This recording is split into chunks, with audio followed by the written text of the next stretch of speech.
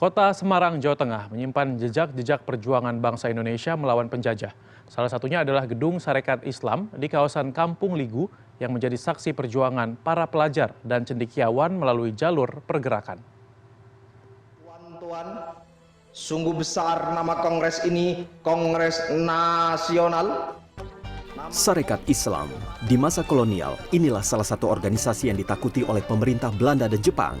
Sarekat Islam lahir dengan nama awal Sarekat Dagang Islam yang didirikan seorang pedagang asal Laweyan, Solo, yakni Kiai Haji Samanhudi. Pada kongres pertamanya 1912, nama Sarekat Dagang Islam berubah menjadi Sarekat Islam di bawah komando Hos Cokro Aminoto. Turut bergabung di Sarekat Islam antara lain Semaun dan Tan Malaka. Kampung Ligu Utara, Gendong, Semarang menjadi saksi bisu aktivitas Sarekat Islam. Gedung di atas tanah seluas 1.300 meter persegi yang sekarang dikelola oleh Yayasan Baitul Muslimin ini merupakan gedung milik Sarekat Islam yang diberi nama Gedung Rakyat Indonesia atau GRI. Gedung dibeli dengan uang yang dikumpulkan dari donasi masyarakat Semarang dan daerah-daerah lain. Di sini, Sarekat Islam kemudian mendirikan sekolah dengan nama Sarekat Islam School atau SI School untuk menandingi sekolah milik Belanda saat itu. Aktivitas sekolah dilakukan pada siang hari. Pada malam harinya, gedung digunakan untuk rapat para petinggi membahas pergerakan melawan Belanda. Masuknya nama Semaun dan Tan Malaka membuat nama Sarekat Islam kian ditakuti Belanda. Sayangnya pada 1922, kelahiran Partai Komunis Indonesia atau PKI yang dirancang di Gedung Sarekat Islam Semarang ini membuat Sarekat Islam akhirnya terpecah menjadi dua kubu, pro PKI dan anti PKI. Nah, tampaknya kemudian yang di Semarang itu yang digerakkan oleh Semaun dan sebagainya itu memang sejak awal berpusat di sini. Nah, tampaknya menjadi kompleks masalahnya seperti itu sampai akhirnya menjelang kemerdekaan ya, menjelang Indonesia merdeka. Ya, gedung ini masih menjadi pusat dari kegiatan Sarekat Islam.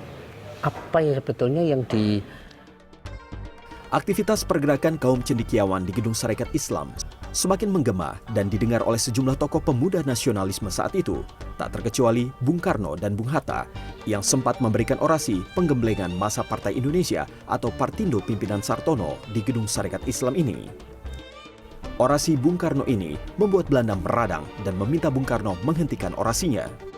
Dalam perkembangannya, Gedung Sarekat Islam Semarang menjadi basis pergerakan kaum buruh yang berafiliasi dengan PKI. Sehingga sempat muncul kesan tempat ini adalah gedung PKI. Di sini itu banyak sekali dijadikan sebagai markas elemen-elemen buruh. Misalnya ada buruh metal, ada buruh tekstil dan sebagainya itu banyak gitu.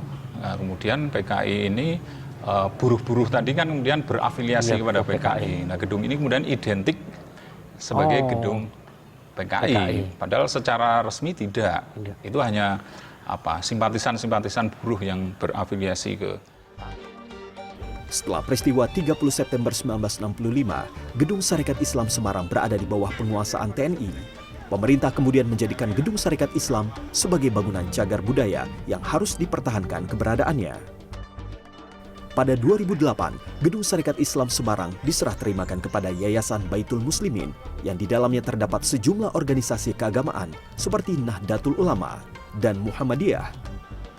ya gedung pertemuan yang ada di kawasan Kampung Ligu, Gendong, Semarang ini menjadi saksi bisu bagaimana para pemuda aktivis yang tergabung dalam Sarekat Islam melakukan pergerakan melawan penjajah kolonial Belanda hingga Jepang, di mana cara-cara pergerakan ini dianggap lebih cerdas daripada melakukan peperangan secara fisik. Damar Sinuko, Semarang, Jawa Tengah.